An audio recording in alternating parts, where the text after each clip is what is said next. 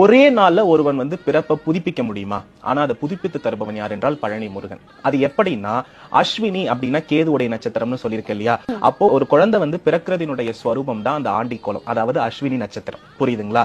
அப்போ விஸ்வரூப தரிசனம் என்பது ஒரு குழந்தையினுடைய பிறப்பு நிலை. காலையில 5:30 மணிக்கு, இரவு 8:30 மணிக்கு நீங்க பாத்தீங்கன்னா ராஜ அலங்காரம். இந்த ராஜ அலங்காரம் என்பது எதை குறிக்கும்னா சுக்கிரனை குறிக்கும். இது ரேவதி நட்சத்திரம். ரேவதி நட்சத்திரத்தில் உச்சமடைகிற கிரகம் யாருன்னா சுக்கிரன்.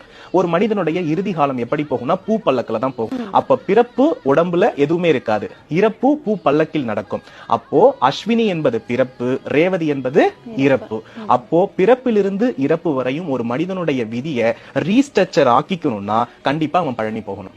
அந்த பழனி போய் இந்த கோலத்தை தான் பார்த்தேன், இந்த கோலத்தை தான் பார்த்தேன்னு சொல்லக்கூடாது. ஒரு நாள் முழுவதும் இருந்து காலையில் ஆண்டிக்கோலம், இறுதியில் ராஜ அலங்காரம், தேர்பவனி, இதை பார்த்து முடித்து வந்துட்டானாலே அவனுடைய விதி ரீஸ்ட்ரக்சர் ஆயிடுச்சுன்னு அர்த்தம்.